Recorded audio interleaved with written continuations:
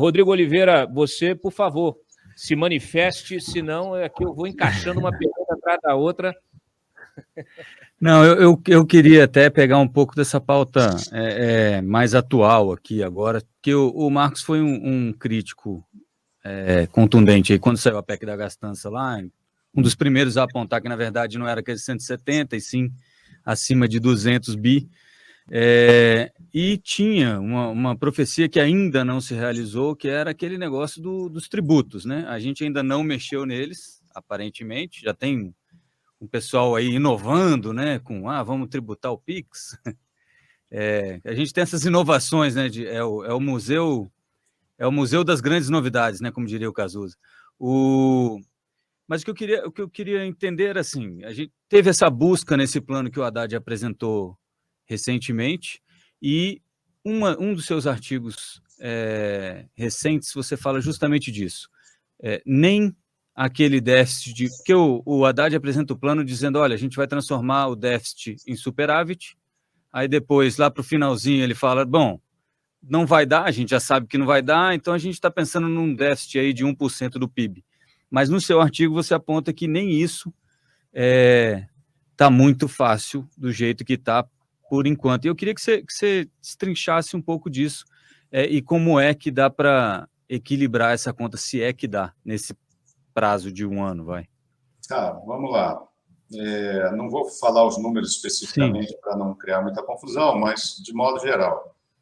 O primeiro problema ali é que boa parte do ajuste é pelo lado da receita, não pelo lado da despesa.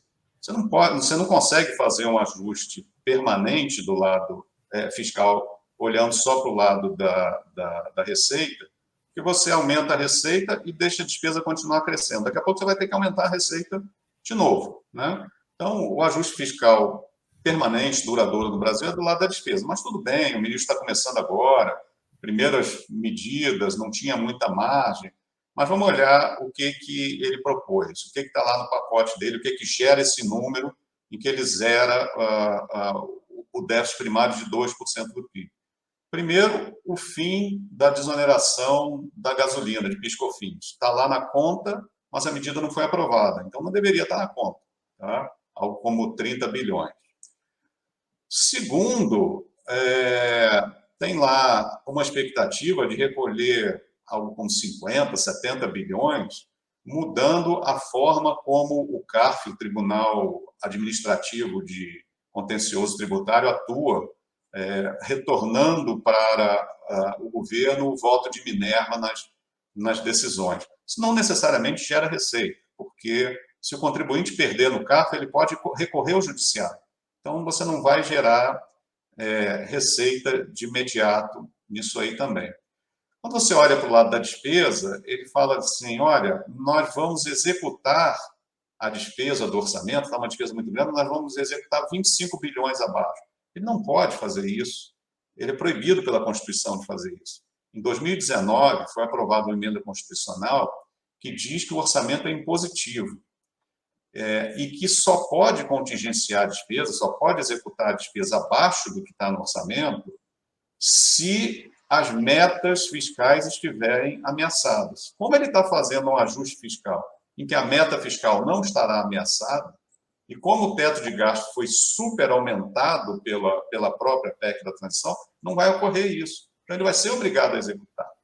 Pode ser até que chegue no fim do ano, por uma questão administrativa, tem o chamado empossamento de recursos. A questão administrativa não conseguiu gastar, mas ele não pode anunciar ex ante isso, que ele não vai gastar 25 bilhões. Isso é proibido pela Constituição. Tá? Então, 25 bilhões ali ele não vai conseguir fazer.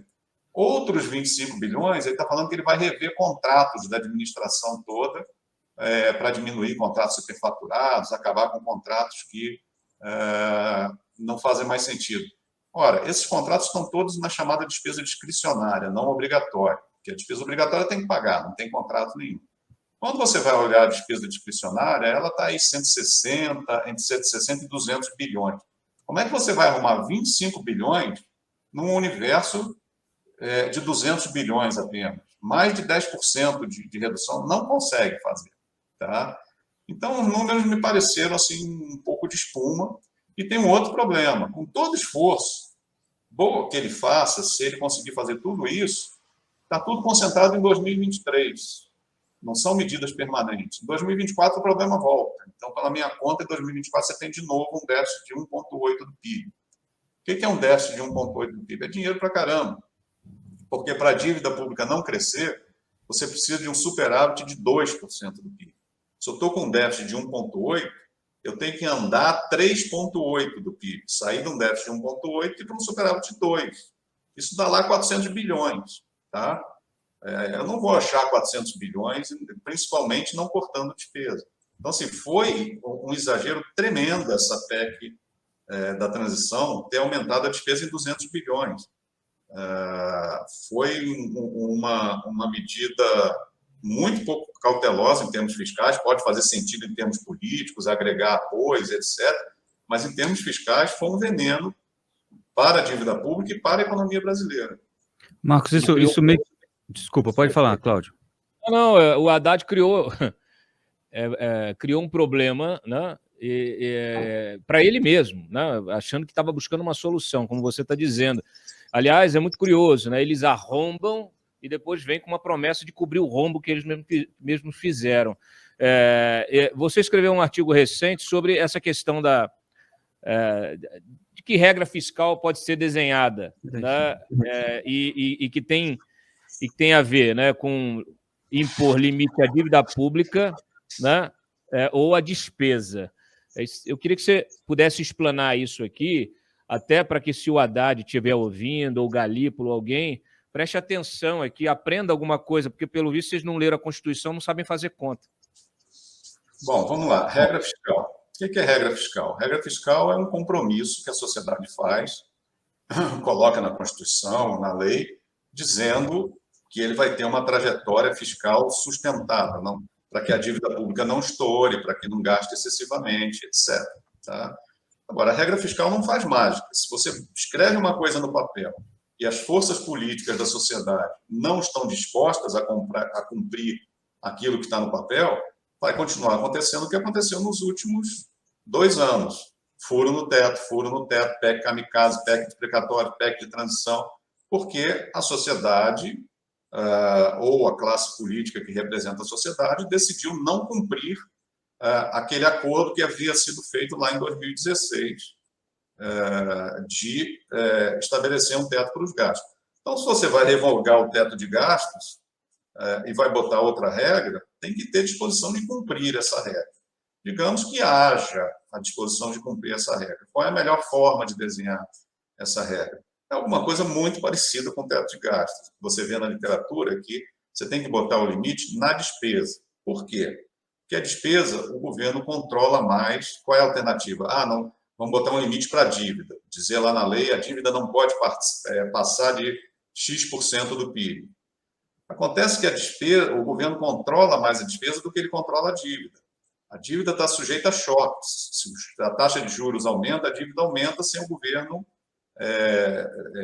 ter mudado a política fiscal.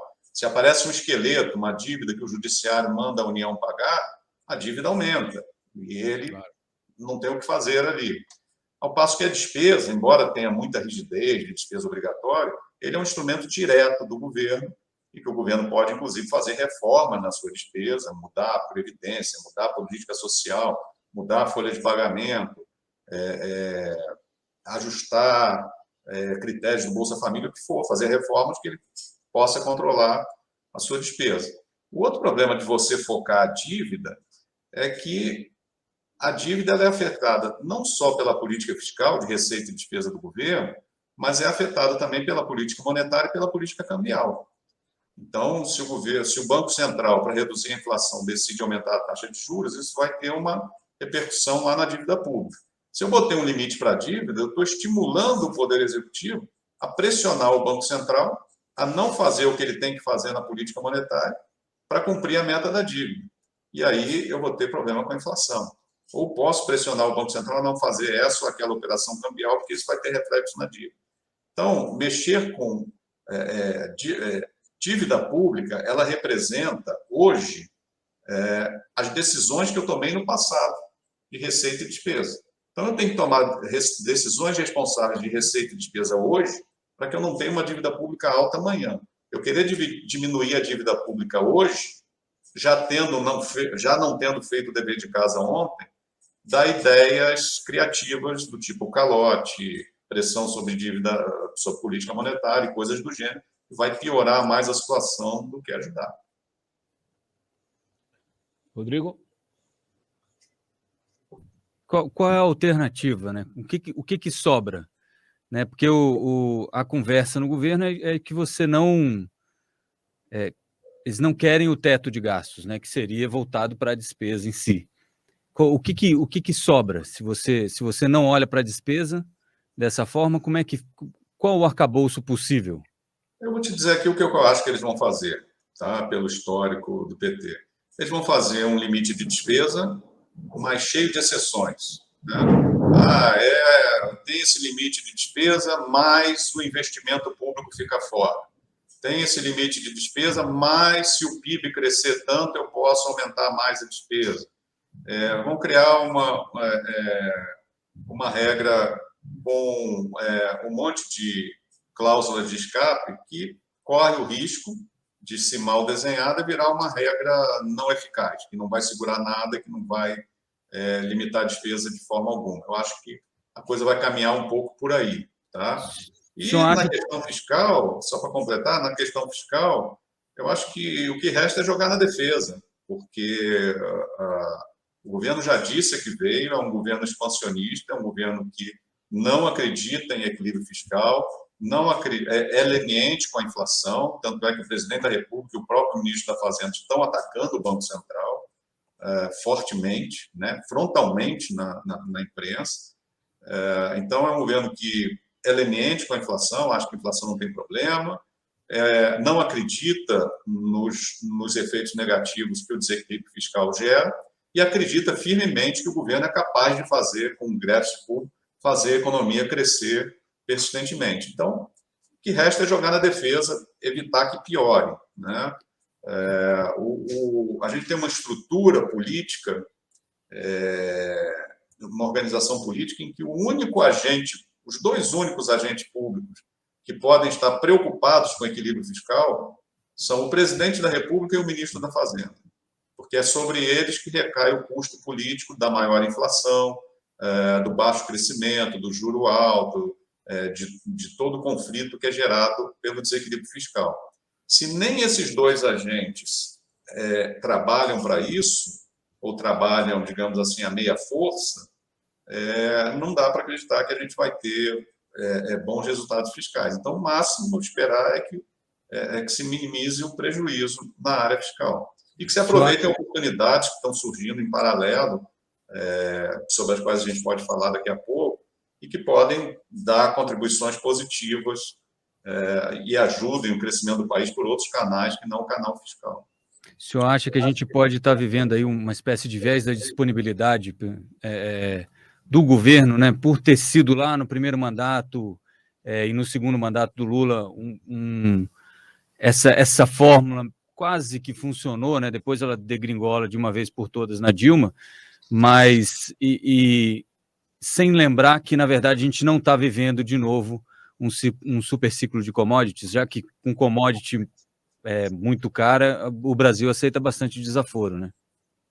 Sem dúvida. O Lula pegou um cenário muito positivo no governo dele, né? É até curioso que ele fala o seguinte: olha, acreditem que eu vou fazer superávit primário, porque no meu primeiro governo eu fiz superávit primário. Quando você pega os dados da Instituição Fiscal Independente e de outros analistas, em que eles calculam o chamado superávit estrutural, que é aquele superávit em que você elimina da conta os efeitos da flutuação econômica, né? Então, naturalmente, quando a economia está crescendo um pouco mais, o governo arrecada mais e o superávit tende a crescer. Então, quando você tira isso da conta e olha só o que as medidas de política econômica geraram de resultado, chamado resultado estrutural, o resultado estrutural no governo Lula cai sistematicamente desde 2005, entra no governo Dilma, continua caindo até chegar ao desastre de 2014. Então, isso significa o quê? que boa parte daquele superávit que ele fez foi resultado do choque, do ciclo positivo de commodities, né? Do período positivo pela qual a economia estava passando, um presente que a gente ganhou do exterior. Ele agora está enfrentando, possivelmente, os preços das commodities estão altos hoje, mas tem um esfriamento da economia internacional e uma tendência de estabilização ou queda de preços de commodities mais para frente.